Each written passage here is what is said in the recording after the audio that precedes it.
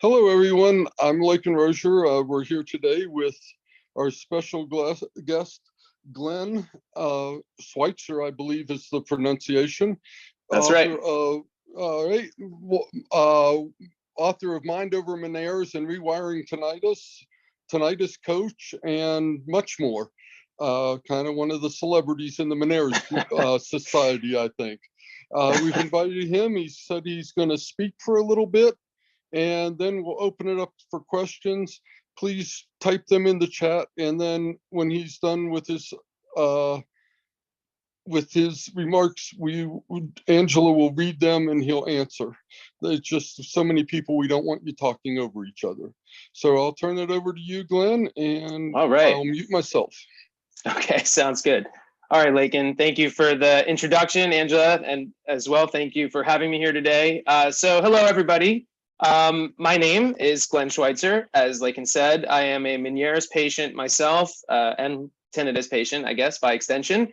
And as Lakin mentioned, the author of 2 books, Rewiring Tinnitus and Mind Over Meniere's. I've also been a volunteer ambassador with the Vestibular Disorders Association for past 7 years or so as well. And today I was thinking of sharing some of my story with you guys. I'm gonna talk a little bit about my journey with Meniere's, my struggle to get a diagnosis, sort of what I went through, some of the key takeaways of what I learned along the way. And then I also want to talk a little bit about tinnitus as well. I think tinnitus is not everyone with Meniere's disease is actively or acutely bothered by their tinnitus and struggling with it, but I think it's one of the symptoms that doesn't get as much attention. And I think that it's part of a larger problem, which is that it's hard to find help for tinnitus patients, period. Like a lot of doctors say things like, oh yeah, that's tinnitus, there's nothing you can do, you just have to live with it, or oh yeah, there's no cure, just do your best to be calm, like very unhelpful advice. So I want to talk a little bit about tinnitus, my work with tinnitus patients. First though, before I get to anything, I just want to start with one sort of point, which is if you are suffering from Meniere's disease, I want you to know that there's hope, real hope. And it may not always feel like it. And if you're suffering acutely right now, it probably doesn't feel like it right now. But it's true. There are countless things that you can learn and do to better cope with your symptoms, to better manage your symptoms, and to just improve your overall quality of life. And it's something I wish someone would have told me sooner, because I had no hope for a while. And I suffered for a long time as a consequence of that. So my story officially began back in February of 2012, more than a decade ago, when I received my diagnosis. But really, my symptoms began probably 4 to 5 months prior to that point. I was in my early 20s. I had taken time off. I had gone back to college at that point.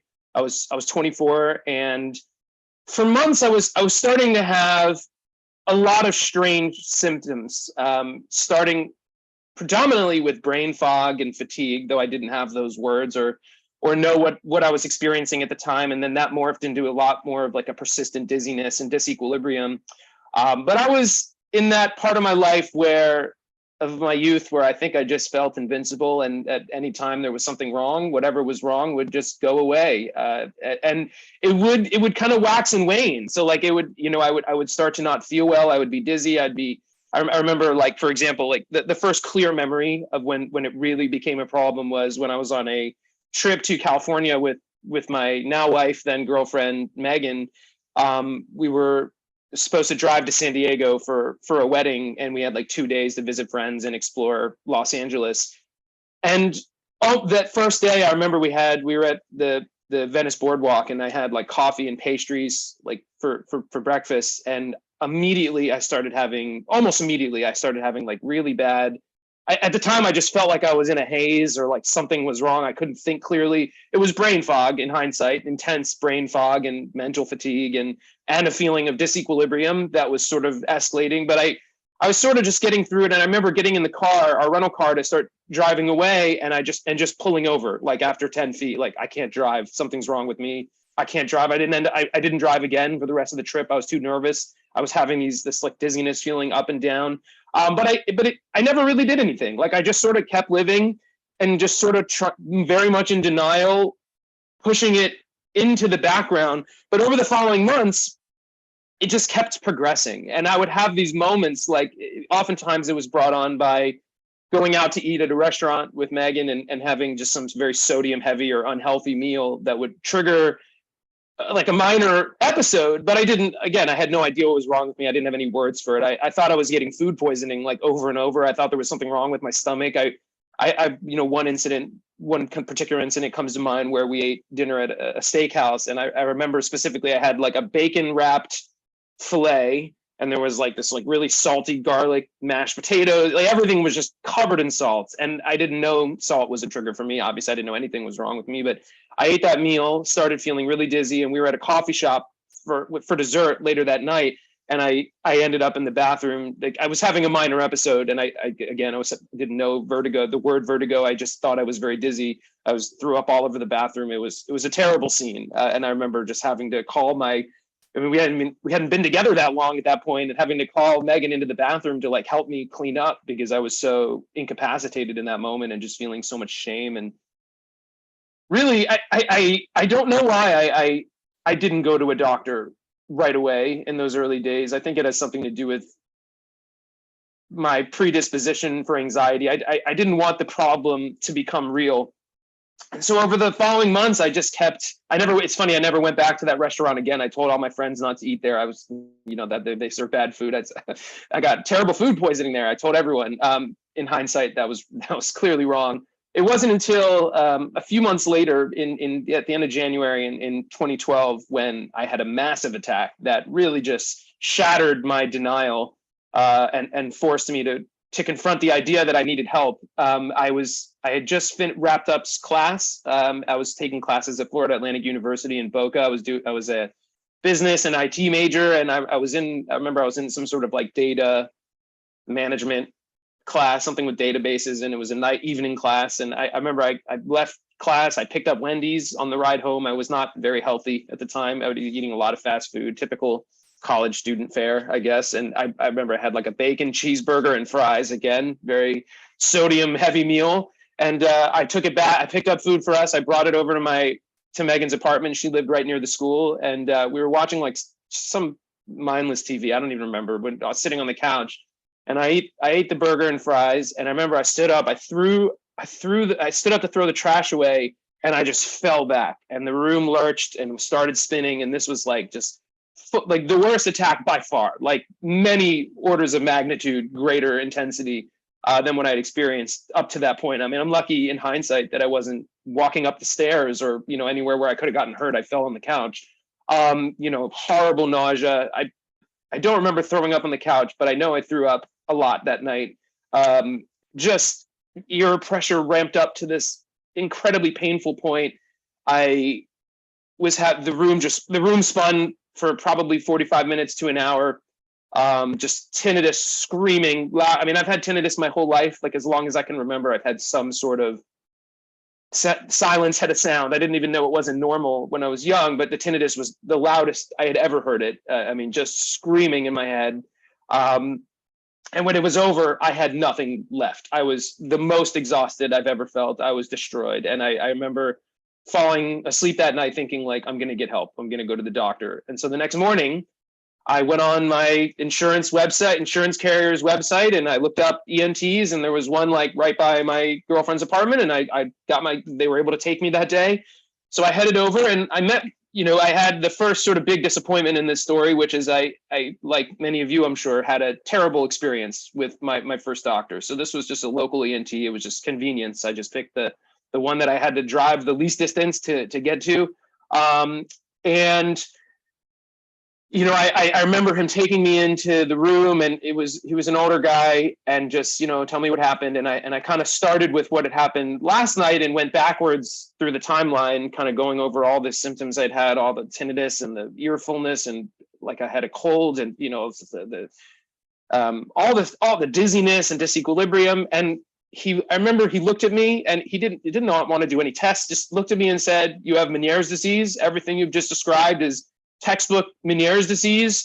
The episode you had last night, the vertigo episode you had last night, it was vertigo. Like it's every time this happens, it's going to damage your hearing a little bit more. One episode may not damage it permanently, but over time, this is going to lead to progressive hearing loss. There's no cure. We don't know what causes this. You need to cut out sodium, caffeine, alcohol, nicotine, and I'm hearing this, and my head's spinning. Like I'm going to this thinking, all right, like something's wrong with my digestion, or something's wrong, but the doctor will help me figure it out.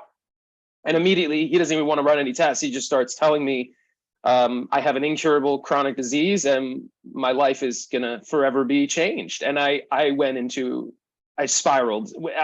I've never been the sort of person that would just sort of accept news like that without asking questions. I've always been inquisitive, but like I wasn't gonna just let him. I started asking questions. It's something I do when I'm nervous and afraid. I just wanted to understand what he was telling me, and he did not see that. And I remember he started yelling at me, and he was yelling things like, "Are you the doctor now? Do you not trust me? Do you not believe what I'm telling you? You have Meniere's disease. You need to change all these things or you're going to go completely deaf." And he was like saying these horrible things. And I just left that day just completely broken, like a shell of a person. I went home, like I'm sure many of you did when you first heard the word Meniere's disease, and I started Googling, and everything I found was conflicted with everything else I found, and it was all horrifying and terrifying. And I mean, I remember reading a study that maybe some of you have seen talking about, later stage Meniere's disease, how it's like, comparatively has a worse quality of life than terminal cancer patients, days from death. And all these ideas are going to my head, and I'm just sinking deeper and deeper into this depression and downward spiral. And at first I didn't want to believe him. I changed nothing, thinking like he must be wrong. It can't be this. Like I kept drinking coffee. I didn't change my diet. He had given me like some first line medications that I'm sure many of you have tried. Like he gave me prednisone, and he gave me a diuretic, a diazide, I believe. And I didn't take the meds at first. Like I just didn't want it to be real. And every day I was getting worse. And so eventually it just sort of hit a wall where I realized, okay, like I have to. This is the situation I find myself in. And so those early days were very dark. I had no hope at all. I thought I was I had this idea in my head that I was going to be disabled for the rest of my life. And that there was never and it was a tough pill to swallow at 24 years old. Like I was like about to graduate college. Finally, I had kind of already taken an interest in entrepreneurship, and I had a small business that I had been running at the time that was supporting me. And it's like, it felt like I had my whole life in front of me, and it all came crumbling down. And to make matters worse, the one person in my social sphere that I knew that had Meniere's disease was one of my mother's childhood friends, a close family friend. She had it in one ear, never really did anything to treat it, or never did anything much, and it burned out the ear completely, and she was completely deaf in that ear, and her balance had improved. But it had basically burned out the hearing and vestibular function in her one ear, and I had it bilaterally in both ears. And so I just had this idea in my head: I'm going to go deaf. I'm going to slowly and just become more and more miserable. And in the midst of this despair, I started at least trying what the doctor said. I started the medications, although it seemed to be helping, but it also was messing up. The prednisone made it impossible to fall asleep. And then I was waking up, when I did sleep, I was waking up all night long to use the bathroom because of the diuretics. I couldn't stay asleep. But I started doing some of the lifestyle changes. I started kind of exercising. I realized like I could at least try to get healthy. I wasn't living a very healthy lifestyle at that point. And I was like, if nothing else, like that's something I can control. But I still had this vision in my mind that I was just destined to be disabled for the rest of my life. And it was just, I was struggling very, very badly. And at the time, my wife, then girlfriend, Megan, and my family, they were all very concerned, rightfully so. What they wanted most, though, was for me to get a second opinion. But I had sort of just resigned myself, I guess, to the situation. But eventually I gave in. My grandfather found what I now know is a neurotologist, but at the time I didn't know that. It was just another specialist, I was told.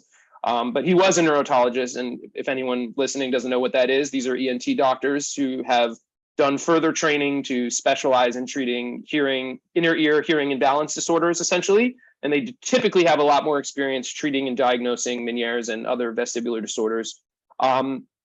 And so I went to that appointment. It was far away. It was about an hour drive at the University of Miami. A guy named Dr. Fred Taleshi, I believe he's still there.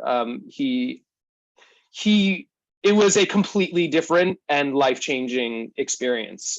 When I met him, first I saw his it was like a residency student, and then his assistant, and then he finally came in, and it was the complete opposite of that first appointment. He sat down with me. He listened really patiently as I told him everything I was going through, everything I'd been through, the changes I was making. He told me that all the changes I had made were good. He gave me other ideas of things I could work on in terms of lifestyle changes. He told me stories of other patients who were doing well. He told me that I should not expect to go deaf, that if I was able to get to better manage my symptoms and reduce the intensity or stop having vertigo, there was no reason to just expect that I was going to go deaf. That many patients don't go deaf when they have bilateral Meniere's. And it wasn't even so much that he told me, if what you're doing isn't working, there was all these medications and even surgeries we can try and drugs. And it wasn't even so much that something specific that he said or did, or it was more just that he painted a picture of a world where I might be okay. And I didn't even know it was possible until he gave me that. Like he gave me hope is what it was. And I had no hope until that point.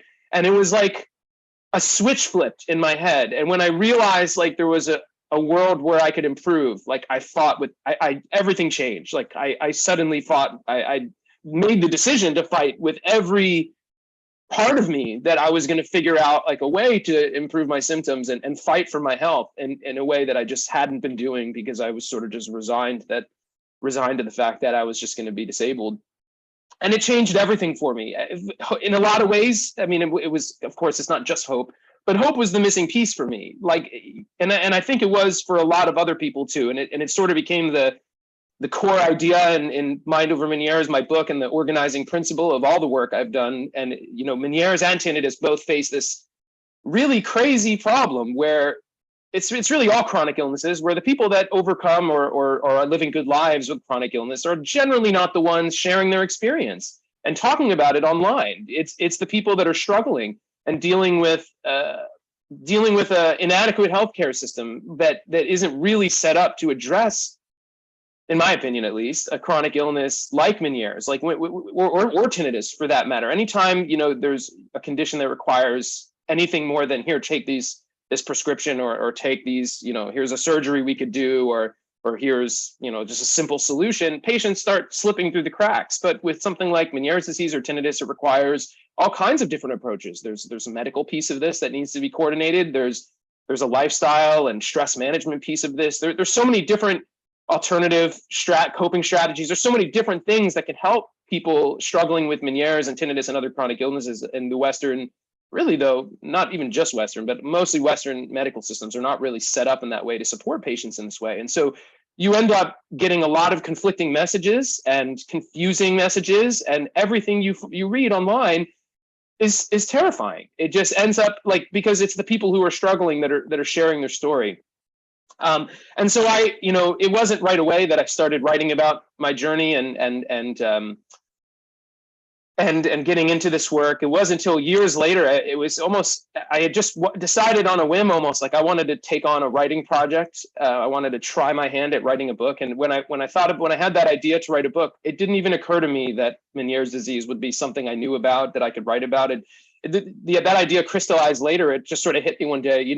I was really struggling with Meniere's for a long time, very hopeless. And I bet a lot of other people are feeling hopeless too. I wonder if they'd be interested in my story. And that just sparked this there was like a turning point in my life where I ended up, I don't know why I thought I could write a book. I'd never done anything like that before. I had never written anything probably longer than a college essay, but somehow I got it in my head that I would be able to do it. And I just got to work, and I started the blog Mind Over Meniere's and started sharing my articles and support groups. And people really rallied around this message of hope. It was missing, at least back then. It's missing less now than it was back in 2012. The landscape has changed. There's a lot more very positive resources now. But that kind of started this whole journey, and completely changed the direction of my life. So anyways, back to the story. So after I had that hope, the next sort of piece of it was acceptance. And it was never acceptance in the sense that most people think of acceptance. It's not just accepting the fact that I'm in this situation. It is that, but it's more the Stoic philosophy sense of acceptance. Like, I'm here now, I'm facing this adversity. I can't change that. This is just the situation that I find myself in. What can I change? What is within my control? Some things are within my control and some are not. And it's all about figuring out what is within your control. There's this great quote, Michael J. Fox, who famously has Parkinson's disease, once was asked about his Parkinson's disease and said something along the lines of, I didn't have any choice, or I don't have any choice whether I have Parkinson's or not, but surrounding that non-choice are a million other choices that I can still make. And and acceptance is about recognizing that there are some things you can't do anything about and change, but that there is a lot that you can change. And even though there's no cure to Meniere's disease and there's no treatment that works for everyone, you can raise quality of life. You can learn to better manage your symptoms, and you can still live a life of passion and meaning and purpose. That doesn't have to just, you can get out of that you can get out of the operating mode of suffering. At minimum, you can raise quality of life. And that just sort of started driving me in this direction of trying to figure out and experiment with anything and everything I could possibly find to see if it would help. It was a lot of trial and error in those early days. I didn't know what would help or what didn't. I just was reading everything and experimenting with millions of supplements and workout routines, stress management routines. And I kind of envision myself as like a collector of tools and techniques in the coaching work I do, which I'll talk about a little bit later. There's hundreds of tools and strategies and techniques that I've amassed that I kind of incorporate. But if I had to distill it down for more so for the newly diagnosed than for some of the veterans that have been dealing with this for a while, here are my biggest takeaways. And this is a lot of like sort of what I encapsulate in my book, Mind Over Meniere's, and get into a lot of detail. But I'll sort of break it down into 5 sort of core ideas that are core strategies that I think are important for every Meniere's disease patient. So, and then from there we can talk a little bit more about tinnitus. So first is you need to find a great specialist to confirm your diagnosis, coordinate your medical treatment. As you've probably seen in my story, the wrong doctor can actively make the problem worse. And it's not even just like, there's actually something scientific there in terms of like how it impacts a person negatively. There's a lot to be said about this with the idea of hope versus not having hope, but everybody knows everybody, like, you see this a lot with tinnitus too. So everybody has heard of the placebo effect, and the placebo effect is so crazy in that, like, in every drug trial, there's always like a table in the back, if you look through like the full like published study of people who received the placebo and not the active ingredient of the drug, but still had a 100% benefit of the active drug. And so like, it's not all of the placebo group, but there are people in every drug trial that have this 100% result. So that's how crazy the placebo effect can be, the body's sort of innate healing mechanism, whatever that thing is. But there's also, most people don't know, the placebo effect has an opposite called the nocebo effect. And the nocebo effect is it's that you can exhibit negative health outcomes if you believe something's going to harm you. So like if you're in a doctor's office and there's a bunch of pills on the counter and the doctor says, take that green one, and he turns around and he's writing in the notes and he comes back, he says, oh, no, oh, I didn't mean green, I meant yellow, did you take the green? Oh my God, you're going to get rashes now. And he's panicking and you start to panic. Like there's a very good chance that rashes will break out on your body. This is the nocebo effect. Your body can exhibit like physiological negative health outcomes if it believes that something harmful has happened. And so with both tinnitus and Meniere's, like a doctor who is unhelpful or leaves you feeling a sense of despair or hopelessness is inadvertently putting the nocebo effect into practice with his words, or with their words. There's a word for it, a term for this. It's called medical hexing. And so like the wrong doctor can actively make a person feel worse. And it's even more egregious with tinnitus, because with tinnitus, there are many things you can do to improve. Tinnitus affects far more people than Meniere's. It's 1 out of 10 to 15 people compared to 1 out of 500 with Meniere's disease. A doctor that wrongly says there's nothing you can do is literally, there's nothing worse they could say in that situation, like at the start of somebody's journey to find relief. I used to think that like anxiety and stress were like the core emotion of tinnitus and Meniere's, but I don't believe that anymore. I think powerlessness is the core emotion. It is this feeling utterly powerless to find any kind of relief or coping or hope in the face of like a confusing health problem that's destroying your quality of life. All the anxiety, all the stress and discomfort and fear and all the negative emotions, the emotional impacts that Meniere's and tinnitus brings to our lives comes from this central feeling of powerlessness. And having the right specialist who helps you to feel empowered and gives you hope can make all the difference. So finding a great neurotologist, if you can, healthgrades.com is a great resource for that. You can search for neurotologists near your area. It's not perfect, but there's a rating system, like an Amazon style 5-star rating system. And had I checked that ahead of time, I would have seen that the first ENT I saw had a terrible rating, and that the neurotologist I saw had a wonderful rating. You can't guarantee you'll get a great doctor with the rating system alone, but it's a good starting point. And sometimes travel becomes necessary too, if there are not great specialists in your area, but finding a great doctor to coordinate your medical treatment is sort of like a very important facet of this. There's so many different medications and procedures and things you can try, and you want to find a doctor who's aware of these treatments, is kind of up to date on latest research, and is willing to try different options with you. So that's number one. Number two is to undertaking what I call a temporary lifestyle overhaul. So making sort of sweeping lifestyle, doing like a sweeping lifestyle cleanse to remove all of the well-known common triggers of Meniere's disease. It's unlikely that everything you would eliminate in this sweeping cleanse is ultimately a trigger for you specifically, but rather than trying to figure out like what is causing your symptoms to really spike up, it's easier to just try to bring it down to as simple of a lifestyle as you can, eliminate everything that might be causing problems, and then come back later and try to throw all the darts at the board and figure out which one's actually stuck down after you start to improve quality of life a little bit and feel like you're better managing your symptoms. But things like reducing sodium intake, caffeine, nicotine, alcohol, drugs, all of the sort of common triggers. This is like a very useful thing in the early days. So number three would be to take steps to improve your overall baseline health as much as you possibly can to give yourself the best fighting chance. You may not be able to change the fact that you have Meniere's disease, but you can work to reduce stress, which we all probably know is a pretty big exacerbator of our symptoms. This is true for most chronic illnesses.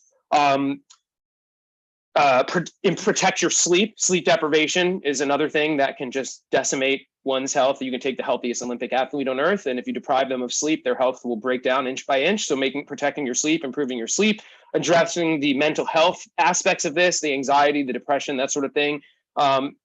Improving your diet and reducing the unhealthy aspects of your diet. And then exercise when possible, though when your balance and equilibrium are severely disrupted. This is going to can be difficult, but there's options for everyone. And even if it's, like there's yoga that can be done sitting down in a chair. So there's simple options, or you can get like a stationary bike or whatever it might look like for each individual person, just trying to improve your baseline level of health. So at the very least, your body has more resources available to help you deal with the chronic illness. And then number four, keeping track like journaling is another kind of core strategy here. Keeping track of things like lifestyle, diet, symptom intensity, environment, to try to figure out what your specific symptom triggers are, but also what your wellness triggers are. What are the things that seem to help you a lot? There's just too many variables to keep track of this all in our head and correlate it to find meaningful patterns. An example I always use here with my clients is, can anyone remember what they had for lunch 4 days ago? and then how they felt afterwards? Probably not, unless you eat the same thing every day, but then you probably wouldn't remember how you felt. There's just too much data, and our brains are not designed to track all these little data points and correlate them with all our different symptoms and how we feel. So keeping track on paper so that you can actually go back and compare the days and times you're having episodes or intense symptoms to look for commonalities is a very useful and helpful strategy. And in fact, I have a journal worksheet for this.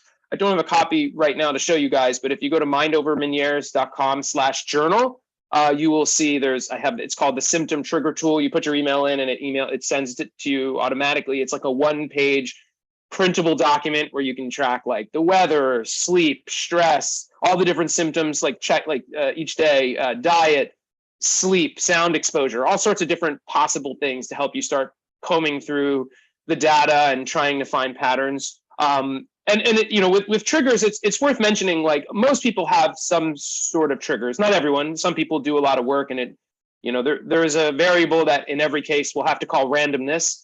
It may not actually be randomness. There might be something physiological going on when it seems random, though. There's always going to be some variable where it's just too abstracted, or there would be no way to see it by keeping track of all these little data points. But it's worth mentioning though that like even though in the beginning, if you're going through a period of time where your symptoms are very intense and acute, you may need to avoid a lot of things. But that oftentimes, if you're able to improve your baseline level of health and you're not as symptomatic as you once were, your limitations will change. And this is something I've tracked for more than a decade now in myself. Like there are times where I'm under tremendous stress and I need to really buckle down and go back to the basics and eat very clean, take very good, reduce my stress, take very good care of myself. But there are other times where I go through periods where not quite remission. I don't believe I've ever been fully in remission. But there have certainly been times throughout my life where I am in a much better place with my symptoms than other times. And during those times, I often find that I can tolerate safely some of the things that I can't when my symptoms are very intense, caffeine being one of them. On a good day, I can have a small cup of coffee in the morning without issue. On a bad day, there's a good chance that one small cup of coffee will increase my symptoms. So always like keeping an open mind and being willing to retest and going back and not just feeling stuck in whatever you've landed on with whatever you're avoiding. It's an interesting and worthwhile idea to always test the waters every once in a while, and you reintroduce things very slowly and carefully to try to figure out like where is the line now, if there is a line. I have found with both tinnitus and Meniere's and chronic illness more generally, we tend to make our world very small, because when we do that, there's less variables to account for, and it's easier to feel comfortable and safe and have a quality of life. But oftentimes when we start to feel better, if we start to feel better and learn and can manage our symptoms, whether it's through medication or lifestyle changes or any other treatment, the world expands, but we often like keep ourselves in this small box, probably more out of fear than anything else. So just keeping an open mind and being willing to test your assumptions every once in a while is sort of a good tip for keeping quality of life up. But anyways, so journaling has been a pretty big part of, was a big thing for me, and something that's been kind of crucial to the different strategies I've taught for a long time. And then the final thing is just persistence. Don't give up.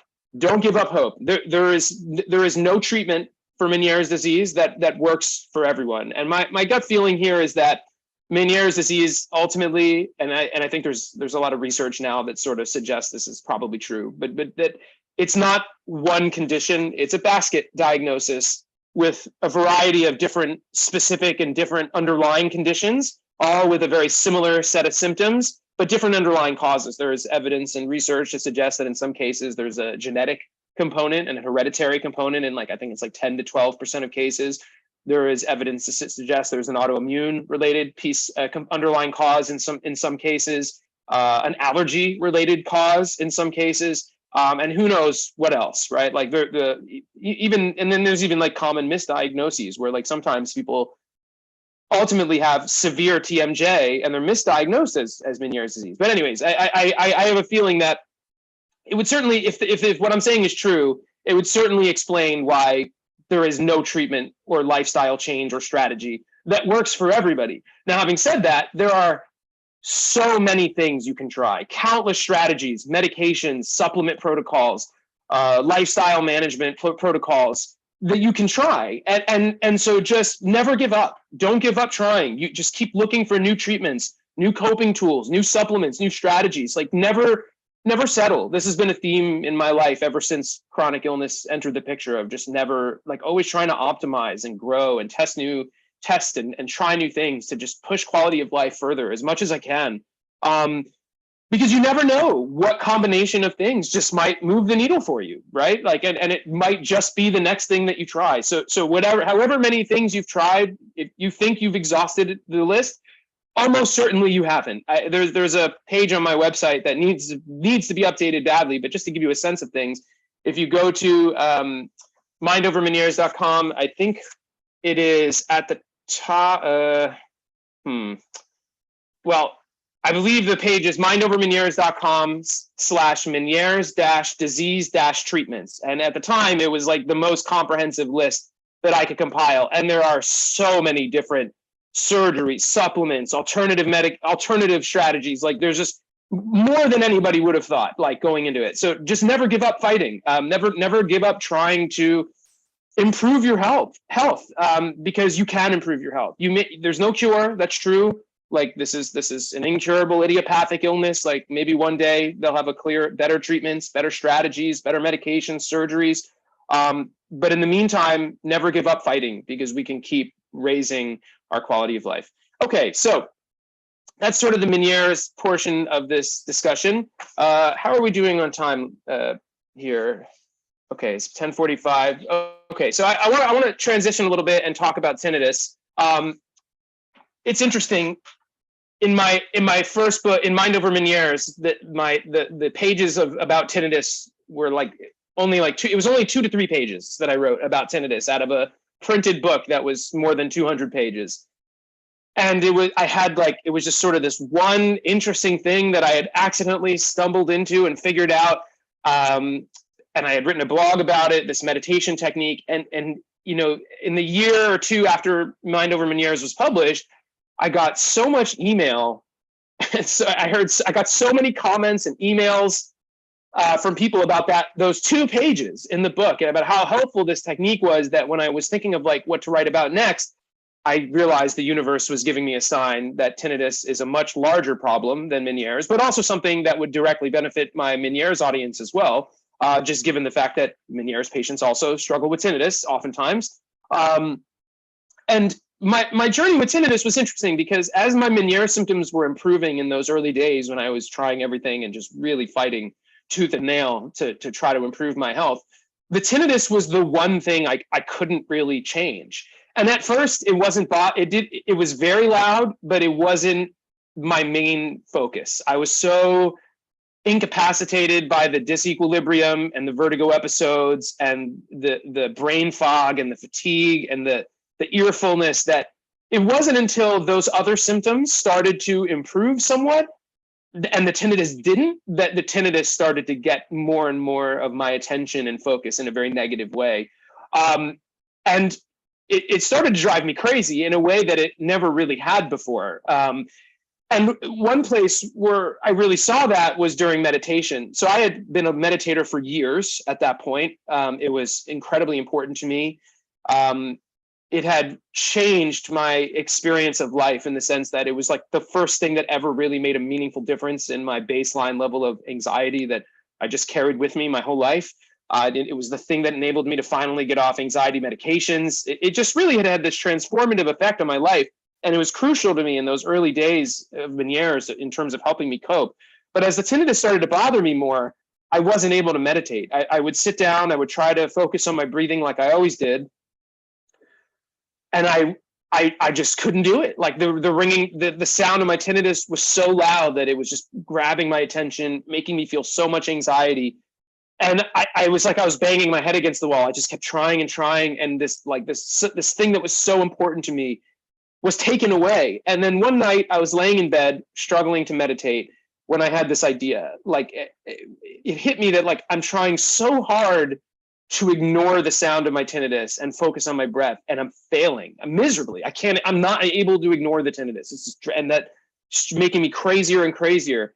And then I had this idea, like, what would happen if I just stopped trying to ignore the tinnitus and focused on the tinnitus instead of the breath? And this wasn't like I didn't come up. This is not an original idea. Like in Buddhist practice of meditation, they'll tell you, like, if you're bored, like, go into the boredom. If you're feeling pain, like, make the pain the object of your focus. Like, go into the thing that's bothering you. This is a very, like, Buddhist idea. This is not new. I'm sure these ideas were bouncing around in my head, but it just seemed like this crazy idea that hit me.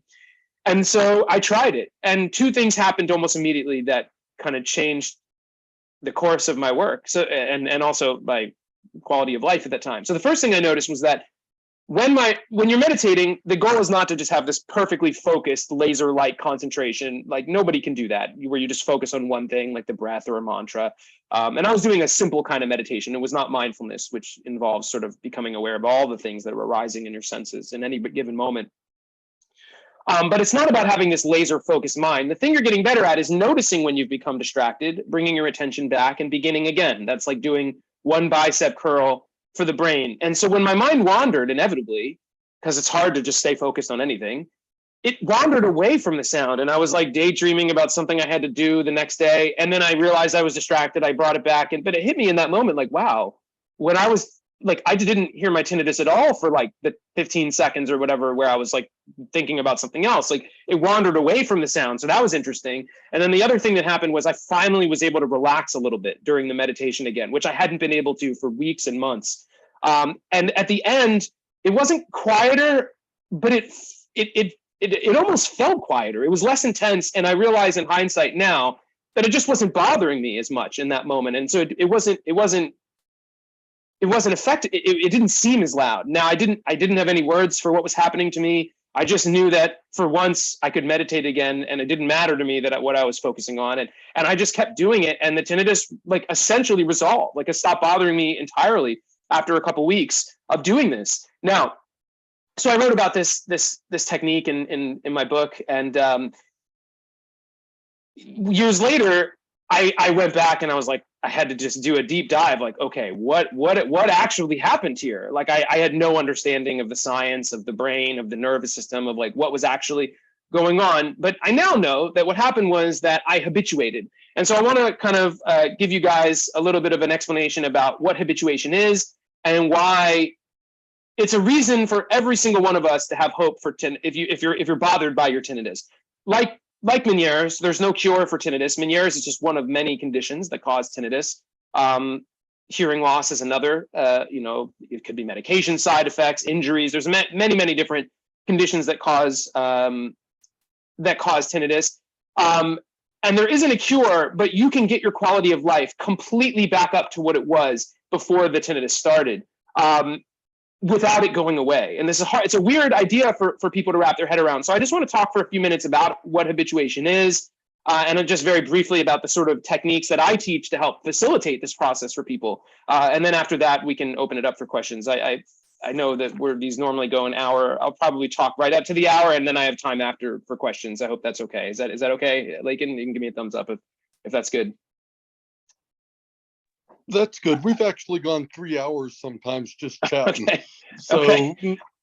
All right. Yeah, I'm good at least for another. I have plenty of time available. So I was trying to think of how I talked more about the Meniere side of things than I was expecting. So I just wanted to know how much I should temper the tinnitus side of this. But okay, I'll kind of give you guys an overview, and I'll kind of walk you through this sort of the story of tinnitus, the way that I would introduce it to some of my coaching clients. So with tinnitus, regardless of whatever's happened with your ears, even hearing loss, ear fullness, whatever, there's nothing fundamentally broken about your ears, brain, or nervous system that would prevent you from being successful with this process known as habituation to find lasting, enduring relief from your tinnitus. Habituation isn't even just a word that's of concern to tinnitus sufferers. It's simply the name of the mental process by which we are able to become distracted from and tune out sensory perceptions from our conscious awareness. So for example, everyone think about all the things you're not paying attention to right now while you're listening to me talk. The feeling of your clothing on your skin, the feeling, everything around the screen and your peripheral vision, the feeling of gravity pushing you into the chair, maybe the sound of your tinnitus, or the feeling of pressure in your ears. At any given moment, there's a million things that we're not paying attention to. And the thing to notice about this is that you're not choosing to ignore any of those things. You're just choosing to have to listen to me. Everything else is being filtered out of your mind automatically. And if something is inadvertently brought to your attention, you can't choose to stop feeling it. So I'll show you what I mean by this. Here's an example. Whatever you do, guys, don't pay attention to right now, as I'm telling you this, to the feeling of gravity pushing your butt into the chair. Don't notice the feeling. Don't feel your chair. Like I feel my chair when I say that. I can't help but feel my chair, right? I have flipped the light switch of awareness for that sense perception of the feeling of gravity pushing us into the chair for all of us. And if you try to stop feeling it and flip that light switch off, you'll just feel it more. It's not until I stop saying button chair and we start talking about tinnitus again that the switch will flip itself off in the next couple of minutes as you get distracted by what I'm saying. But it's an indirect action. It's not something we ever have conscious control over. It's true for tinnitus as well. So we do this with sound also. This is how people, now I know many of you may be experiencing sound sensitivity. That's certainly been something I've struggled with to some extent throughout the years with Meniere's disease. And even at times when I think I'm doing better, I realize like I'm not. Like I was at a concert recently, the first in many, many years. I wore full earplugs. And even with the earplugs in, I started feeling, it wasn't like any lingering problems after, but I was getting uncomfortable even with the earplugs in. But anyways, we do this with sound. So this is how people can be in noisy environments, but still have a conversation. It's how people can work in noisy offices. You know, everyone can be around you talking on the phone and you can still be on the phone, be productive and not hearing everyone else. It's like the brain has the ability to turn down the volume of sounds that don't matter. And it's something you're doing unconsciously. In a restaurant, you're not choosing to not hear everyone. It's just not happening. And if you think to yourself, it's noisy in this place, it will immediately feel much more intense. The volume goes up in your awareness until you become distracted by conversation again. So we're able to do this with sound. And the good news is that we're also able to do this with the sound of our tinnitus. The problem, and I'm sure that most of you, even on a bad day, will notice that you do get distracted from the sound of your tinnitus briefly, if only for brief moments, right? Now, these moments very well might be brief, but in that moment of distraction, it's almost like the tinnitus doesn't exist. You're not hearing it, you're not aware of it, you're not thinking about it, right? And it's all the proof you need that your brain is at least capable of delivering you the type of experience that I'm talking about, even on a bad day. The challenge is that when tinnitus becomes really bothersome and anxiety provoking, some major obstacles arise that prevent this from happening naturally. That prevent it from happening naturally all the time, like it already happens for all of us some of the time in brief moments. So the first obstacle has to do with the fact that we evolved to use our hearing as an important part of our ability to detect danger in our surroundings. And if we hear a sound that the brain or the nervous system thinks might be the sound of something dangerous, we evolved to instantly react with a fight or flight stress response to that sound. It doesn't matter in that moment if the danger is real or not. It doesn't feel very good. It feels like adrenaline and anxiety. So imagine, all of you, for a moment, if you will, that you, as I'm talking right now, you hear what you think are gunshots going off in your neighborhood. Immediately, all of you will be your head's twitching around. You're going to feel a surge of adrenaline. You're going to feel that your eyes are going to be darting around. There's going to be this heavy emphasis on like visual scanning. It might even feel like tunnel vision if you think if you're panicking. With the ears, the brain during fight or flight, the brain says to the ears, basically like turn up the radar, figure out where all the sounds are coming from, don't stop. So there's a hypervigilance, hyper awareness to sound that happens during fight or flight. Now, normally, if a dangerous situation ends, or if we realize there was no danger after all, we misfired, right? Like that wasn't a gunshot. That was the garbage man. He dropped a garbage can and it just sounded like a gunshot. At that point, we generally calm back down. The parasympathetic nervous system activates, the breathing slows down, the heart rate slows down, the stress hormones like cortisol and adrenaline purge out of the bloodstream over like 10 to 20 minutes, and we start to calm down. But the tinnitus the sound of our tinnitus never fully goes away. And so we get stuck. We might get distracted, but we get stuck. That's obstacle number one. Obstacle number two is very much related in that the brain and the nervous system are just not very good at telling the difference between real and imagined threats, like tinnitus. It's not just with tinnitus, though, where this happens. We misfire all the time. Like some common examples in daily life could be watching a scary movie, right? Like you're watching a horror movie and a monster jumps out of the dark and you have that heart-pounding moment. That's an example of fight or flight. Or if you have to give a presentation of some kind, you feel that kind of energy. I definitely did this morning.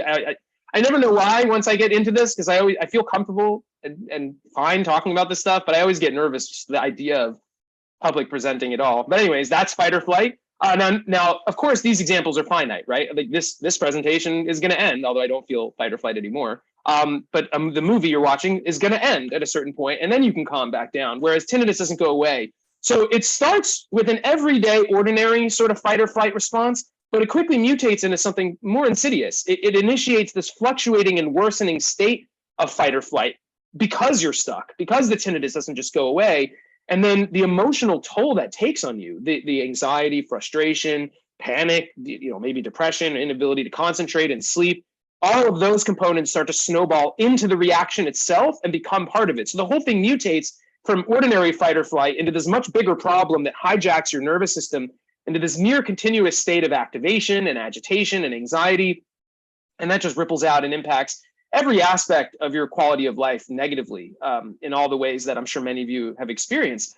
But the good news is that you can completely change this underlying reaction that develops in the nervous system, the underlying emotional, psychological, and physiological response. Nobody chose this reaction. It develops, unconsciously as a byproduct of being stuck in a state of suffering, but it can be changed. And it is the obstacle preventing you from being distracted all the time, like you are some of the time. So I'll give you guys a specific example to show you what I mean. Imagine you're sitting on the couch watching TV in the evening, and you're relaxed. You're enjoying it. You're not thinking about tinnitus. The movie has your attention 100%. When all of a sudden, there's an explosion on the screen, and the movie plays the tinnitus sound, that stupid thing that movies tend to do, or if like a gunshot goes off near someone and they play the high-pitched tone that the hero is presumably experiencing. Now, of course, you're going to be noticing your own tinnitus. That's a very aggravating tone for someone with sound sensitivity or tinnitus. And you're probably now going to be hearing your own tinnitus. It might be bothering you again. It sucks you out of that experience, right?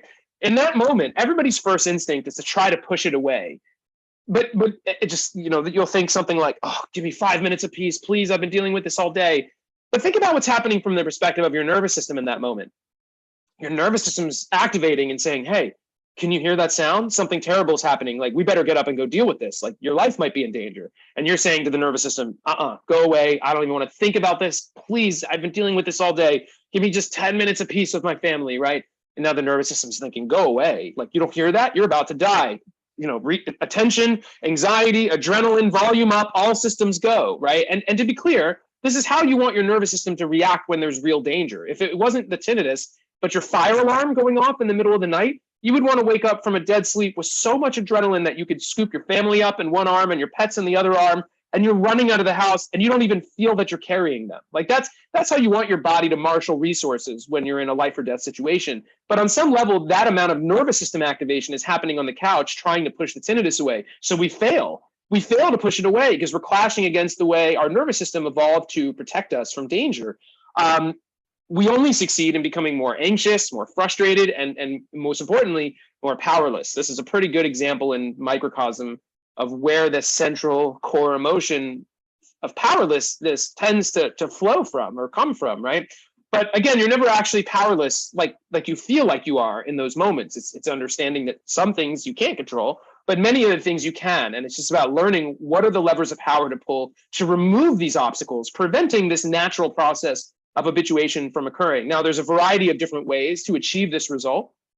I personally teach a strategy that revolves around this tinnitus-focused meditation technique. And the idea there, what I now understand much years later in hindsight, is that because meditation is such a calming and relaxing practice when you get good at it and practice it often, and because anything can be used as the thing you focus on when you meditate. Many people are taught to focus on the breath or a mantra or a part of the body, but there's ultimately nothing particularly special about these points of focus.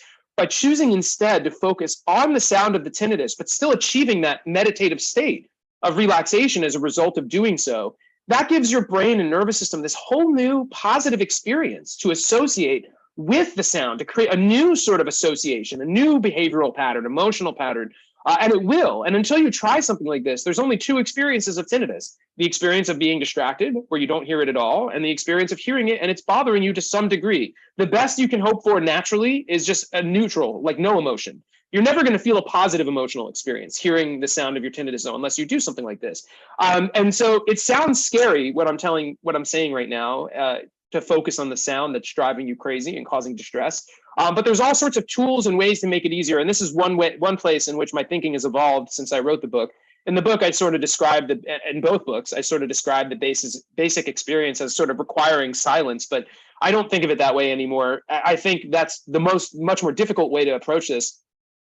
You want to make this as easy as possible for people to get started. And so using things like background noise to cover some of the volume, doing other things to relax first, guided meditations, all of these things can be helpful. And then also I have this audio technology called brainwave entrainment that I've incorporated into this album of guided meditations and sounds that I'll talk about in a moment, because it's useful for both tinnitus and Meniere's. But anyways, regardless, this meditation approach is the sort of the central part of my habituation protocol that I've now developed. And so it's about learning. So the center of it all are these meditation techniques. And then that sort of is the engine of progress to start to change this underlying reaction that's preventing habituation from occurring.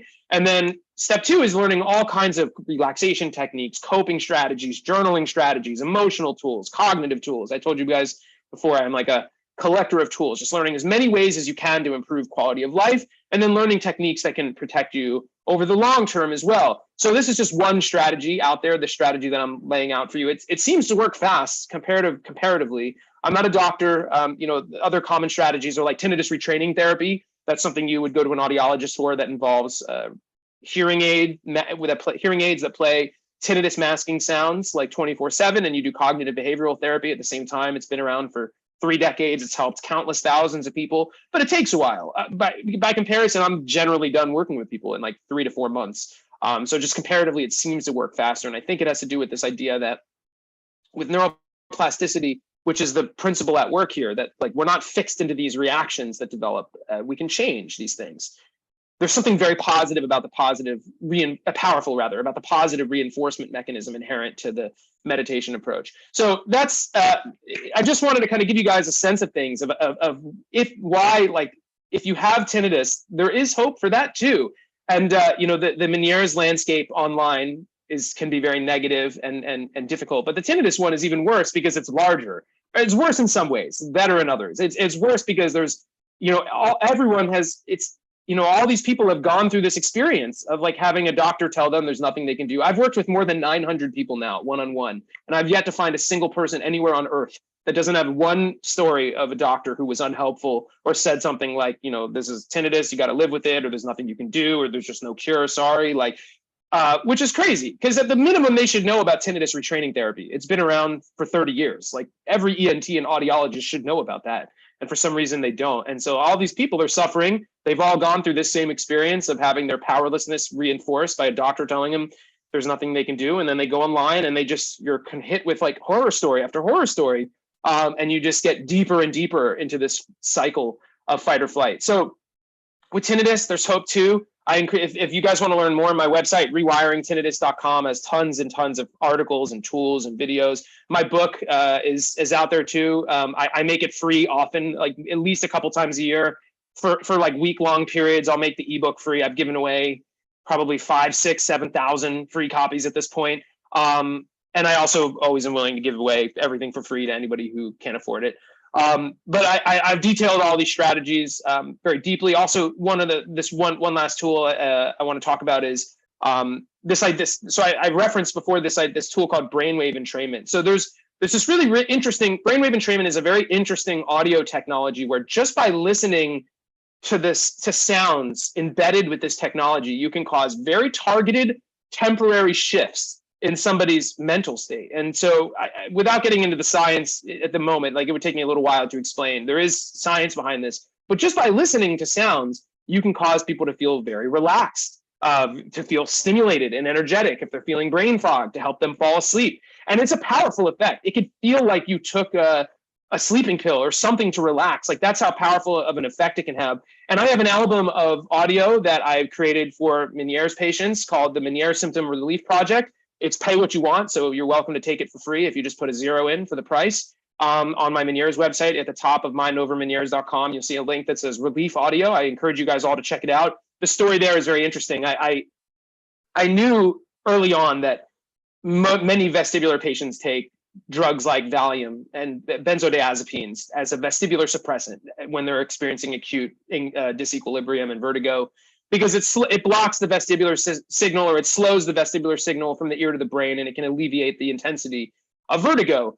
And so I had this theory. I knew, or a hunch rather, I knew that brainwave entrainment could cause like really intense relaxations. And I also had a suspicion that part of the reason that benzodiazepines work so well is because they're anti-anxiety. It calms you down. It alleviates that panicky stress feeling. Like I once wrote in an article, like the only thing worse than having a vertigo attack is having a vertigo attack and a panic attack at the same time. And in the early parts of the journey, you can't have one without the other, because I've heard someone say balance is like your equilibrium is like our sixth sense. And when you lose your equilibrium, it's like losing a sense. The anxiety, the emotional and psychological impacts are every bit as severe as losing your hearing or vision or smell or taste. And so anxiety is part of it. So I had this hunch that I knew about this audio, that like, if I knew that there was audio that could very quickly make you feel sedated and relaxed. And I wondered, like, what if I could create a track that for people when they felt like they were about to have a vertigo attack that would make them feel very calm?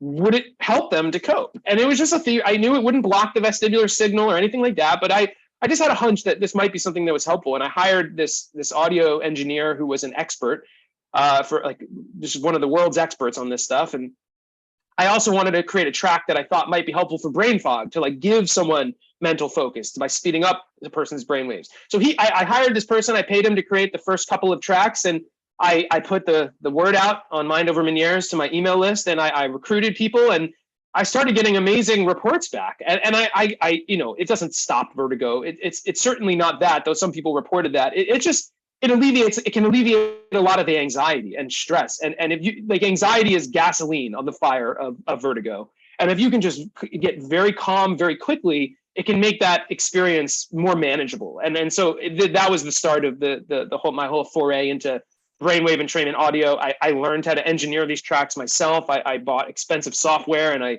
trained on the software, and I started creating all sorts of interesting audio packages. So the Meniere's one, I encourage you guys all to check it out. And then also I have one that I created for tinnitus patients. It's not free, but it is extremely comprehensive. I have, like, for example, I have guided meditations that have brainwave entrainment to put you into a relaxed state automatically, whether you've meditated or not before.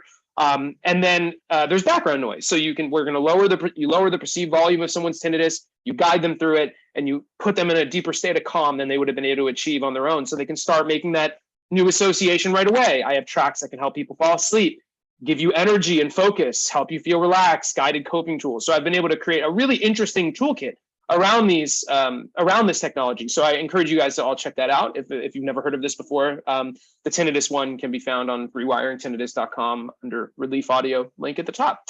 And then just finally, before we open up for questions, I just want to let everyone know, please feel free to reach out to me. I'm always open to hearing from people. If questions, I can be reached directly at Glenn, Glenn, at either mindovermenieres.com or at rewiringtinnitus.com. Both email addresses work. And if anyone ever would be interested in working with me one-on-one, I work with more so tinnitus, a lot more so tinnitus, mostly because of just the scale rather than this has become my career, actually. I had never envisioned this for myself, but enough people started reaching out for help that one day I just found myself as a health coach, as a new career, and a full-time career of helping people, which is something that I never would have imagined. Like a diagnosis of what started as like the worst thing that's ever happened to me could become something like the brightest, most positive thing in my life. But if anyone's ever interested in working with me one-on-one, I've done a lot of just Meniere's coaching and tinnitus. It's just more like Meniere's and tinnitus focused health coaching. I do a lot of teaching meditation, teaching coping strategies, helping people to find the right doctors, streamline things. I you feel free to reach out to me directly, but I've worked with hundreds of people all over the world, and I just wanted to share that, and I'm not the only person doing this kind of work anymore. But it's been sort of an amazing journey. And so on that note, I think I will stop talking. I know I went a bit longer than I think we had anticipated for, and I will open it up to questions. Well, thank you, Glenn. I appreciate it. You're right about the worst case scenarios. I try to tell people in the Meniere's groups that don't freak out if you're new. The two groups that are mostly represented are your worst case and your brand new people who haven't learned to manage it, and everybody else is off living their life. Yes, that's exactly true. And I was too. Like I was like it didn't even it's funny, Lakin, I still have my notes. Like I remember when I sat down and I wrote down a list of ideas of like things that I knew about that I could write about. It didn't even make the first. It was like just something like it was just my life. It was just part of my life. Like it wasn't something I was thinking about all the time or acted. I had improved. I felt living a somewhat normal, though tempered life, and it didn't even occur to me right away. Like, oh yeah, like I live with so even like I was trying to think of something I could share, and it didn't even occur to me right away that like, oh, people could probably benefit from hearing of a success story and somebody who found relief and had didn't have hope but then found hope, and so even for the people that are doing well, it's like it's not a normal part of life where you wouldn't even, it didn't even occur to me to do this right away. So I'm grateful I did. The research shows that 80% of people that have a vestibular infraction actually repair from the infraction or do very well. It's the 20%. There's 20% that don't. Sure. And it's the 20% that you're going to find mostly online, right? But yeah, that's a very good point, Angela. Very good point. And you're talking about this, your tinnitus counseling. I read an article, William Shatner was nearly suicidal because he was near an explosion and in the filming, and he finally went through it and helped him deal with it. He's the spokesperson. If he's not still, he was the spokesperson for the American Tinnitus Association for quite some time. And he is a huge proponent of habituation and tinnitus retraining therapy, which is the thing that helped him to find relief, the masking and cognitive behavioral therapy protocol. So yeah, it's not just him. There's a lot. The list of celebrities with tinnitus, especially actors and musicians, is gigantic. And it's great that he talks about it, because I've worked with a handful of celebrities now, and only the ones like most of the musicians and the actors would not talk about it. And I'm not going to push them, but people rally around, like when somebody comes out publicly and shares like something difficult, a difficult adversity they're overcoming, like people rally around that. It inspires people, right? And I think that celebrities are very like image focused, and there's only one that I was able to get to talk about it, who was willing to talk about it, who was I did a podcast we went on a podcast together, I should say, a guy named Scott Schreer. So I could talk about him publicly because he is public about it, and he appeared publicly with me. Scott is a famous musician, composer, producer, entrepreneur. He wrote the music that you guys would probably know is like the NFL on Fox, like dun dun dun dun dun dun dun. Like that's one of his hundreds and thousands of he was like the real life Charlie Sheen from 2.5 Men. He wrote the most prolific, the biggest ad jingles, TV, music, news music for the last different decades, and he's like an incredibly successful guy. And we went on together, and he was able to talk about it, and it had a huge impact on people. Like, but you're right. It's great that people like Bill Shatner come out and talk about this, because a lot don't, most don't, So do we have, are we getting any questions from people? Is there anything anyone wants me to, anyone have any questions or anything want me to talk about? Yes, there was a number of questions. Okay. My first question is, do you wear hearing aids? And did you find that if you do, did you find that tinnitus blocker helped you? Okay, so great question. So no, I do not wear hearing aids. I somehow I still have pretty good hearing. There's a little bit of loss, but when I was early in my journey and I was having very severe ear pressure and fullness, my hearing was much more affected.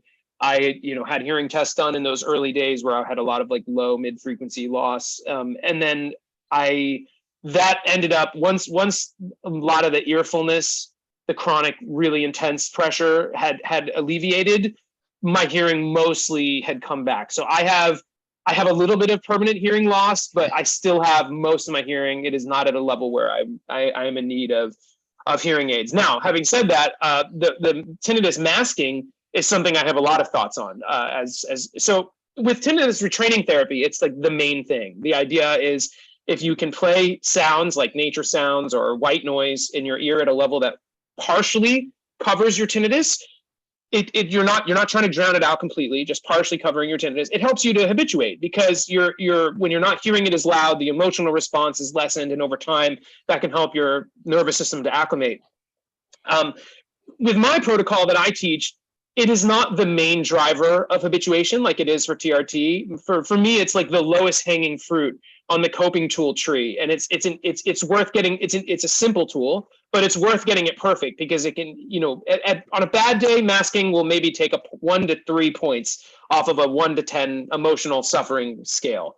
Like if you're at a 10 out of 10 panicky, like full on meltdown, like maybe it'll bring you to like an 8. And an 8 is still pretty uncomfortable, but it's a permanent 8. You can leave it on all day long and then do other things to bring it down further, to bring your discomfort down further. And for me, audiologists are pretty hung up on like white noise, or brown noise or broadband sounds. For me, it's a matter of just finding whatever sounds work best for each individual person. Some people aren't gonna respond well to white noise or brown noise. So for me, my recommendation is always to find a variety of sounds that really are comfortable to listen to, and then just keep it on as often as you'd like. As long as you're not drowning out your tinnitus entirely, you're helping yourself habituate, and you can keep those sounds going 24/7 with or without hearing aids.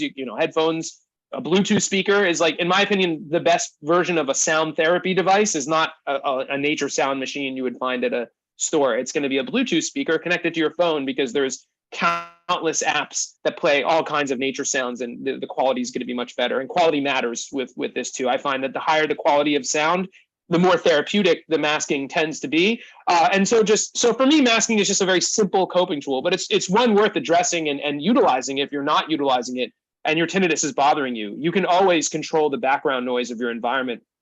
And one more little tip there: if anyone is using, like, hearing aids are very expensive. And if you don't have hearing loss, if you have hearing loss, you absolutely should get hearing aids. That's something I just believe, like, it's just true. It's important. But for the masking features, there's actually a kind of headphones that's very interesting for Meniere's patients in general. But there's a type of headphones you can get called bone conduction headphones, where there's these little vibrational pads that sit on your cheekbones. And so it's not going to, if you have sensorineural hearing loss, which is the case with Meniere's disease, it's not necessarily going to be much better quality, but it can help because it bypasses the eardrum and the middle ear. It just sends the vibration straight to the inner ear, to the cochlea. And so, but the point of this is that you can put these headphones on, your ears are open, so you can still hear everything around you like you would be able to with hearing aids, but you can also play music and sound. So you're hearing your music or nature sounds or white noise, and you're hearing everything else, which is sort of the same kind of masking benefit that hearing aids can offer you, though hearing aids, the battery lasts all day, and you can, there's more benefits to hearing aids. But if anyone wants just like a low cost option that gives you the same sort of masking benefit as hearing aids, bone conduction headphones can be very helpful there. And also can be helpful with hearing loss too, because it's just sending the vibration straight through. It can help sometimes people with sensorineural hearing loss find bone conduction headphones to be a little bit more clear and easier to hear the music. So, but that was a good question, Angela. Okay, thank you. I'm going to start with Cheryl because she's actually tutoring right now from Ontario. Okay. So she's listening in. She asked, I scrolled down from it. Give me 1 second. Hi, Glenn. She says, I have only had one major vertigo attack, and that was in February of 2022. But this attack was the classic triad of symptoms, her ear plugged, the tinnitus started, and then the vertigo. After the vertigo ended, the ear never unplugged, 24/7 plugged and unpoppable to this day. And I have had this constant hum like a refrigerator in the left ear, which I'm assuming is the ear that is bothering her the most. It is constant level and never increases or decreases. I also have what I would call ringing tinnitus on top of that. My question is, would you consider this constant refrigerator hum to be tinnitus? And would the tinnitus therapy you suggest work for that? Or is that something different? She's Great new. question. She's Got new. She's new to this. Okay, got it. Sadly, your Got it. AT&T can't help her, but No, I have an answer to this. A very, very easy answer here. So when we talk about tinnitus, and you know, people call it ringing in the ears, that's just one of an infinite number of sounds that people might experience. Humming is a very common sound. You know, they say ringing, but it's really high pitched tones is just one common sound. Like from my tinnitus, my baseline sound is somewhere in the 3,500 hertz range, if that means anything to anyone. Not exactly 3,500 hertz, but somewhere near there. It's like a medium high pitched tone, kind of classic sound. That's my baseline sound. That can fluctuate in volume for me. But during episodes and when I'm symptomatic, when my Meniere symptoms are flaring up, like I've heard so many different sounds from, like, I've heard low pitched tones, super high pitched tones, humming sounds, buzzing sounds, like roaring sounds. The number of sounds people experience is mind boggling. Like in my one-on-one work with people, like any sound you can imagine, I have worked with somebody who has experienced something like that sound. I've had clients where nearly deaf and having not just like variety of sounds going at once, but like sometimes it would like music. There's something called musical tinnitus where it's almost like you're hearing music. Other times this person would say it sounded like someone smashing a piano with their fists, like discordant tones in music, and that like felt like their brain was trying to organize it into some sort of coherence. So the idea that tinnitus is just ringing in the ears is simply not true. It could be any number of sounds. It's simply the perception of a sound that that you're hearing that other people are not able to hear. At least subjective tinnitus is that. There's also something called objective tinnitus where your ear might actually be making a sound. It's a very minor, tiny percentage of cases, but it's not just ringing. And the meditation approach I teach, I have not found that the type of sound people are dealing with has that it can be applied towards any of these, because it's not the sound itself in this context that's the root of the problem. It's everything else that comes around the sound that creates the root of the problem. It's this being stuck in this vicious cycle or fight or flight where your nervous system is redirecting your attention towards the sound at all times. You want to ignore it and you can't, because your nervous system's stuck in this state of anxiety, and it's trying to redirect your attention to what it perceives as the source of the danger. So absolutely, this is, and even for people with multiple sounds, like this meditation-based approach seems to be very therapeutic and helpful. And I, in my experience in doing this with hundreds of people, I have not found that there's any sound that is particularly more challenging or less challenging. Now, I will say that if we asked everyone on Earth to rank the sound, like if we gave them a variety, 100 sounds and said, rank these in least to most annoying, like we would get some kind of consensus. Like I think that people universally would agree that some sounds are probably more annoying than other sounds and more bothersome. But as far as habituation is concerned, I have not found that to be the case. The only type of tinnitus that is more challenging is what I would call true intermittent tinnitus, where I have clients where some days or even noise reactive tinnitus is another one. True noise reactive tinnitus would mean that in silence, you barely hear anything. And then any sound that comes into your ears, like your tinnitus is ramping up to fight with that sound. I've seen it very infrequently, maybe a handful of times in 7 years of doing this work. But intermittent tinnitus is another one that can slow things down a little bit, where some people have tinnitus where they wake up one day, it's gone, even in silence. They can't hear a thing. The next day, super loud. The next day, it's medium. And if you ask people, like, do you want a day off? Would you rather have this terrible sound 24/7, or do you want a day off once or twice a week randomly? most people's gut intuition will tell them like, give me the day off, but it actually makes it a bit more challenging to habituate because it's a moving target. Emotion, expectations come into the picture. Like if you're expecting a good day and you get a medium, if you're expecting a silent day and you get a quiet day instead, like a low day instead, even though it's objectively not that bothersome, if it fails to meet your expectations, it's automatically like a miserable day. So it's just, there's other obstacles that come up. But I have found that the meditation approach seems to work universally in this case. I have not encountered a type of tinnitus or a sound of tinnitus that wasn't able to be at least somewhat improved in terms of quality of life by these techniques. My doctor explained to me that tinnitus is not a real sound. It's faulty input from the ear, and the brain tries to make sense of it. So it often sounds like something we're familiar with. So that's interesting. So there's some theories. There's a lot of theories as to what tinnitus is. So I'll tell you a quick, just to address that, and I'll tell you just a quick. So in my book, I described, there's a study going back to, so one of the most common theories of tinnitus is, it's kind of uses hearing loss as the way to describe this, is that there is this, imagine like the amount of information coming from the ear to the brain is like a pipe with water flowing through it, right? The brain is expecting this constant flow of auditory information coming from the ears.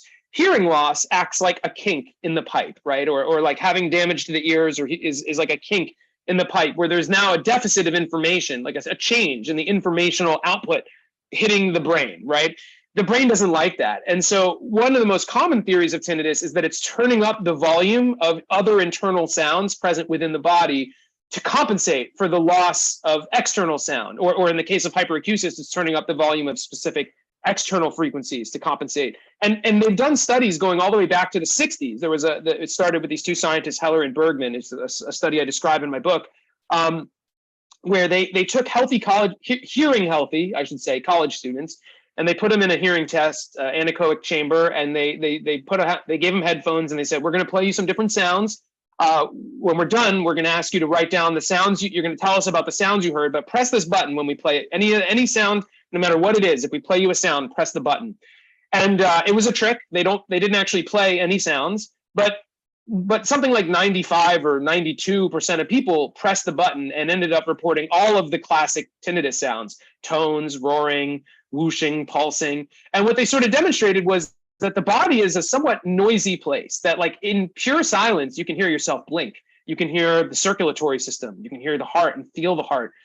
So the one you can even hear electrical activity in the auditory cortex. The cochlea itself is sort of a violent and noisy place. So one common theory of tinnitus is that the brain is like turning up the volume of these very subtle internal sounds as a way to compensate. But it's sort of unclear as to what exactly is happening. I think what your doctor said is just one of the other theories that is out there. Hard to know exactly. But they say that migraine can really sensitize your brain to those inner sounds, is something that I had, that some doctors are really doing some research on. Fascinating, yeah. I didn't mean to interrupt. No, yeah, keep going. I was done. That's okay. I thought that was something that's been recently been proposed, is that the brain, the migraine brain, and migraine is so so forefront with people with vestibular disease that we're just really sensitive people. Next question, and I think a lot of people are asking or wondering, you said that you got rid of the fullness. I said the fullness subsided. I don't know that I quite got rid of it. So with fullness, the way I have experienced my symptoms is there is like it's been pretty predictable. Like I've never experienced a drop attack, which I know is something that many sufferers do. My symptoms generally come on as a fairly predictable progression. And so like in hindsight, like I see the pattern, this up and down pattern. Like generally speaking, if I'm in a good place where I'm managing my symptoms well and I'm not experiencing acute symptoms daily, if things start getting out of whack, stress is going up, diet change, I'm not taking care of myself like in the discipline that I need to to maintain. And I should mention, I know that I've been able to find this level of coping and management with lifestyle changes alone predominantly. Not everyone is able to do that. And I don't know if that's a function of me figuring this out somewhat quickly early on, or just that I have that my condition never progressed into the later stages. I don't know. I fully recognize that I'm lucky in that regard. Now, having said that, if it ever rose again, I wouldn't hesitate to go take I would go through the whole gambit of treatments and medications and surgeries. I did try a lot of medications early on. Now with the ear, so generally my progression goes like this. Usually the first symptom I start to experience is like brain fog and fatigue. That's been sort of like an ongoing battle, even when I'm not symptomatic. It's something, that's sometimes it's the secondary symptoms that can be the most frustrating for people. But just, low mental energy and having to manage my energy carefully. Brain fog was like the bane of my existence for a long time. Still is to some degree, though I manage better now. And then left unchecked, the next thing that I'll start to experience is the fullness. I'll have the fullness start to come back. The tinnitus will increase usually around that time. Dizziness and disequilibrium, like more persistent dizziness and disequilibrium, sort of enters into the picture next. And presumably, it's been many years since I've had a full-on major episode of vertigo, but presumably that would come next. That always came next, as well as an increasing in everything else, like along with the vertigo. And so the earfulness never just went away. Like it didn't just it wasn't like I figured out one treatment that made it go away. It was months of like doing those early medications and trying all sorts of different things. And as the intensity of all of my symptoms came down, the earfulness alleviated to some extent. I always struggled to find things in those days that helped with the earfulness. Sometimes like things like Sudafed would help, but that's a risky gambit because taking a stimulant is not generally a good idea. So I tried all sorts of things. Like one thing that I thought was helping for a long time was like taking a little bit of apple cider vinegar and water, and like just because it like kind of thins out mucus. But like I never found any specific treatments that seem to help that acute earfulness, other than to just say like when I start to experience that, it's the indication that I'm not doing a good job with my management. Something is out of whack. I take that as sort of like a warning sign, like get back to the basics, reduce stress, like emergency mini cleanse is like how I think about that. I've gotten very good at, if I've gotten good at anything, I've gotten very good at going into like emergency self-care mode anytime I feel like things are starting to get away from me. Like generally speaking, today, I don't have to do a ton. I do a lot just to be healthy, but it doesn't feel like I have to do very many Meniere specific things, though I meditate every day. I work out a lot. Make sure I prioritize and protect my sleep. I have all kinds of I eat very clean in a disciplined way. So like there's a lot of things that I'm doing daily just as part of my lifestyle now. But I've gotten very good at noticing when things are starting to go awry and doubling down on the basics and going to like emergency self-care. I've gotten very good at resting too. Like that's something I struggled with. Like when I used to have symptoms and I couldn't work or couldn't meet my responsibilities, I used to really struggle with feeling like lazy and guilty and just because like a part of me always felt like if I really wanted to, I could push through and meet the responsibility, even though I would pay a price to do so. But now I've been able to finally, I think, reconcile this idea that sometimes rest is the medicine I need. And I've gotten good at like kind of just accepting these moments. But I've never really had a good strategy, unfortunately, for the earfulness. Sometimes prednisone can help though. Corticosteroids seem to help for a lot of people, as well as diuretics. So if you haven't tried those, it's worth trying. It's worth trying both. A good topical that I have found, called a wives' tale, is the Vicks Vapor Rub dabbed behind the ear. That interesting. Sounds crazy. The menthol, yeah, a little bit on the face. It helps. I was lucky because, well, in a way, Meniere's is genetic, and my mom had it, and her mom had it, and her mom's mom had it. So I was diagnosed, really young, as a teenager. So, so I appreciate, I'm older than you, I'm 51. I, for a long time, took no medications to, it was lifestyle.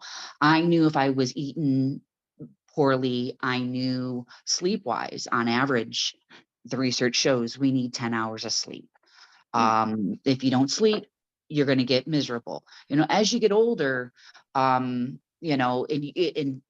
this disease, vestibular, no matter what you have, Meniere's or, going on down the road, our vestibular system, it declines as we get older.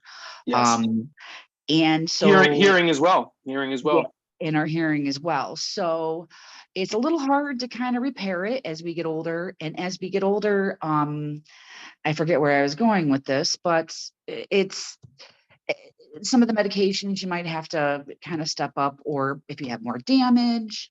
Sure, things change over time, I think was sort of maybe where you were heading with that. And that's something I've found to be true as well. Like right now, for the last year or so, I've been in a very good place. Like in 2020, I had, when the pandemic started, I had a very severe shoulder injury. I had horrible arthritis in my right shoulder, and I basically lost the use of my dominant arm. And I am through it was a year of like cortisone and trying to figure out what was wrong, and ultimately like doing physical therapy. But during that time, like I had let things slip in the pandemic as the stress kicked up, and I that was like a wake up call for me. And I just I just went back to like, I felt all my, not just the pain, but all my symptoms were starting to get worse with the pain. And that in 2020, it's ruthless, like back to the drawing board, like working out, exercise. I did keto, cut all sugar, carbs for like 6 months, like just always experimenting, always trying to reassess, because life changes, like we change over time. Sometimes I go through periods where I can have as much salt and don't have to really pay attention to my diet nearly as carefully. Other times I have to be ruthlessly careful and disciplined. And that's okay. Like, I think there's a lesson there, like not just settling into whatever you think your limitations are, but trying to reassess. So Angela, I have about 10 more minutes or so before I have to jump. I actually have the chat up here on my screen. Would you mind if there's a few things I see in here that are sort of interesting, pressing questions. I just want to address a few of them. So one, it was from,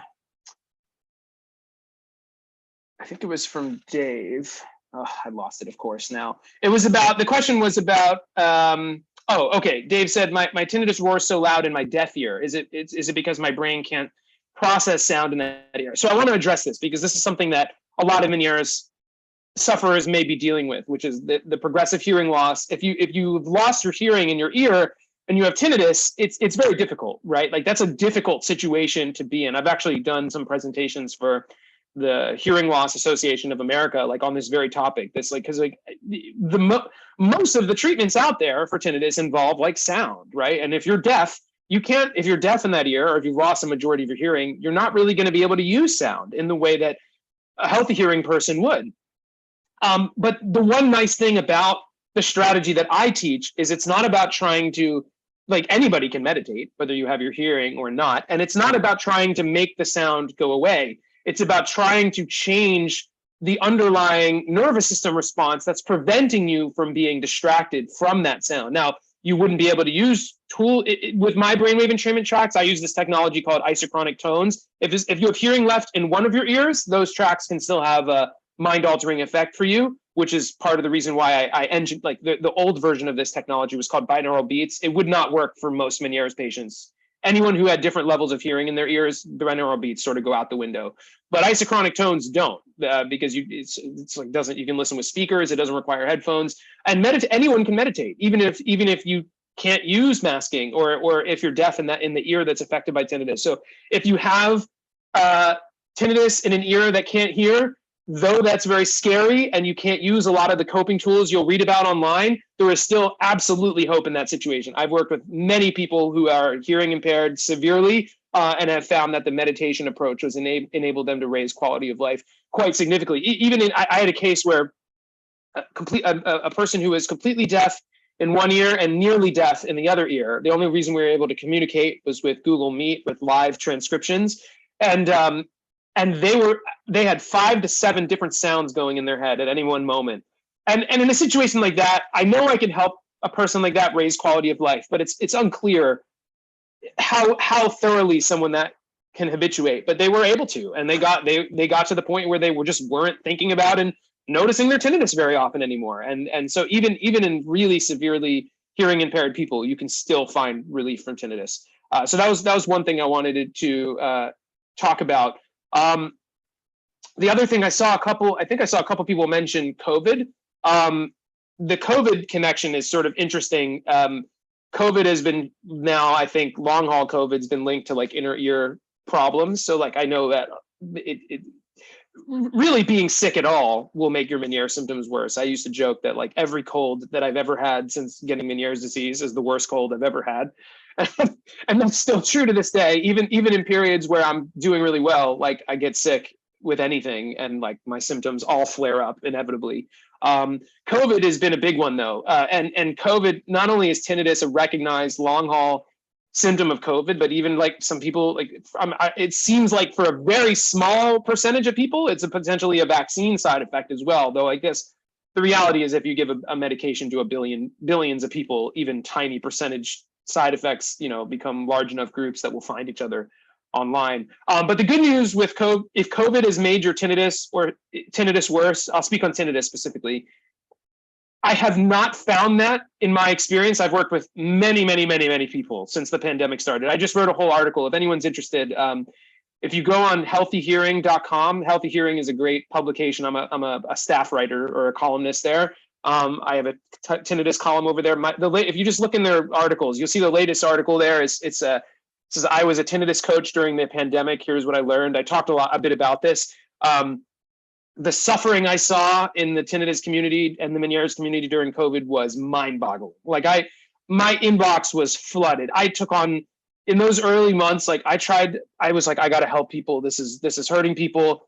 And I went through this period where like I just burned myself out completely. When my son was home from daycare, I was like working 7 days a week, watching him. It was madness. And I had to scale back. But the good news is I have not found COVID to be an underlying cause or exacerbator of tinnitus that has prevented habituation. Everyone that had their tinnitus spike up or be exacerbated by COVID was able to habituate without any additional difficulty as to any other underlying cause of tinnitus. So even though it's especially for the vaccine side effect people, like, the vaccine was supposed to be like a finish line of sorts to a very stressful period of time. And then it ended up being a starting line of a whole new problem for these people. But even though it's emotionally challenging, it has not been some insurmountable obstacle that prevents habituation. So all of my clients that I've worked with that had COVID that made it worse, like a lot of times the tinnitus just calmed back down. And even when it didn't,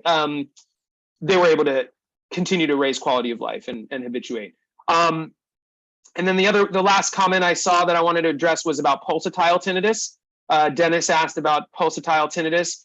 If you're hearing your heartbeat in your ear, so this is actually interesting. Hearing your heartbeat can actually be a sign of, so pulsatile tinnitus means you're hearing, true pulsatile tinnitus is like you're hearing a tinnitus sound that's pulsing with your heartbeat. Oftentimes this is related to something physical in the ear. So there's another vestibular disorder called semicircular canal dehiscence syndrome, SCDS. And SCDS can present exactly like Meniere's disease, but it's caused by like a thinning or a hole in the bone of the semicircular canal. It's called a dehiscence of the bone, and that can cause so it could be that. It could be a vascular problem where like the veins or the arteries are too close to the auditory cortex. It's worth getting a CT scan if you're experiencing pulsatile tinnitus or an MRA to assess the inner ear, because if something structural is happening, there's a chance being the operant word, that it can be corrected with surgery. If it can't be corrected with surgery, you can still habituate. Like that's again, it's just one of many other sounds that are possible for people to hear. It's strange to have it pulse and speed up and slow down with your heart, but you can remove the emotional components that prevent habituation. So I just wanted to address that as well. So there might have been other questions that, let's see, I got another. Okay. Joy asked if brainwave entrainment could help with vestibular migraines or basically other vestibular disorders. And the answer, I think, is yes. Ultimately, I branded these audio tracks for Meniere's to like kind of indicate what symptoms this sort of brainwave entrainment might help with.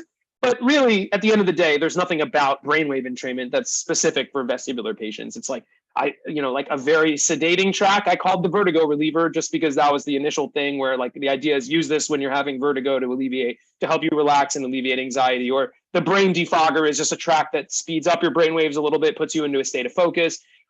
So there's nothing particular about anyone, even someone without Meniere's would find these tracks to be interesting.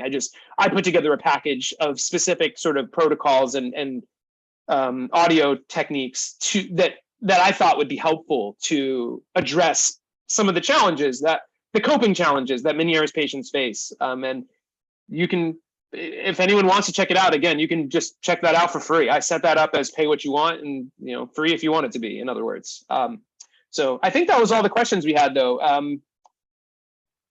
Yeah, so I think this is probably a good place to wrap up. Double check in one more time. Well, we really appreciate you coming 1000%.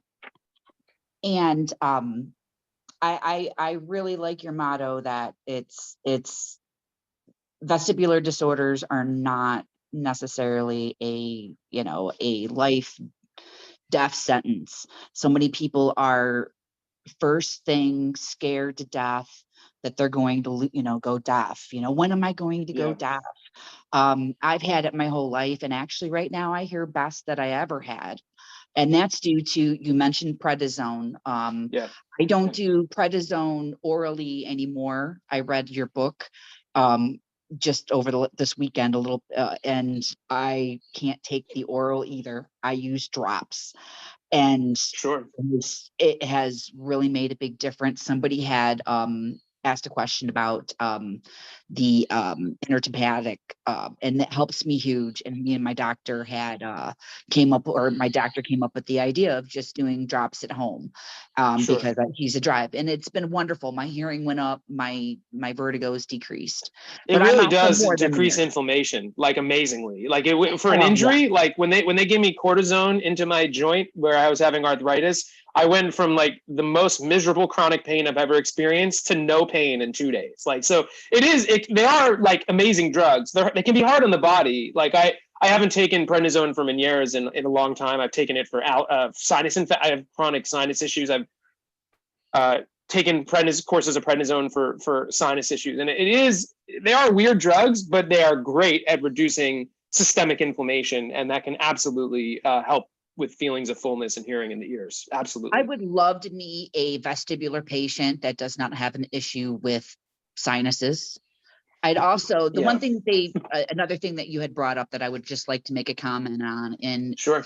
I think that people with tinnitus, it's more, have you ever heard of an auditory processing disorder in children?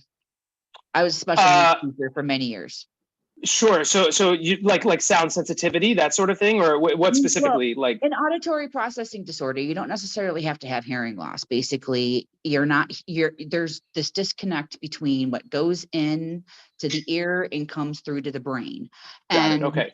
It's just a label that they give special needs students that are having a hard time. Gotcha. Got it. Yeah. And I would absolutely say 100% that every person with tinnitus and hearing loss, or just hearing loss, falls into the category of having an auditory processing disorder. You had mentioned numerous different things. Yeah. So that just real quick, and I do have to go. I'm sorry, in just 1 minute, but I'll take that even one step further, Angela. Like I'm for the last week, I've been working on an article on my tinnitus website, like making a case that we should frame tinnitus as an acute stress disorder, not too dissimilar from PTSD. PTSD is the closest health problem that tinnitus looks like. It doesn't look like, it's not, if you really look at what a person is experiencing that's suffering from tinnitus, it looks exactly like someone suffering from PTSD. And I like the auditory processing disorder part of it, but I think even more accurate, like I'm making a claim that we should maybe like acute auditory stress disorder or something like that. Like the way the way it hits the body and warps the mind. And Meniere's does a lot of the same thing, but I agree with you that framing it as a auditory processing disorder actually makes a lot of sense. Totally. Yeah, there's multiple. I mean, because it goes into the functioning part of it. Yeah. It goes, yeah, and I agree that it produces the fight or flight. Well, yes, I agreed. Wonderful. All right. Well, thank you guys for having me. Again, if anyone wants to reach out, please feel free to email me, Glenn at mindovermenieres.com. Also, feel free to check out both of my blogs. I'm on Facebook. I have pages for both Mind Over Menieres and Rewiring Tinnitus, and also I have the Facebook group Meniere's Disease Support Group is my group. I manage it with a very light touch. I'm not. There was a time. It's technically the support group of Mind Over Menieres, but I sort of just hang around in the background, quietly, kind of clearing up disagreements and arguments. But I know, I'm sure many of you are already in there, but feel free to join us as well. Hey, could you please do us a favor? Can you please possibly pass off to Lincoln whatever links for? I hopped on into the www. But I could not find the your list of logs. I would be really interested in posting that.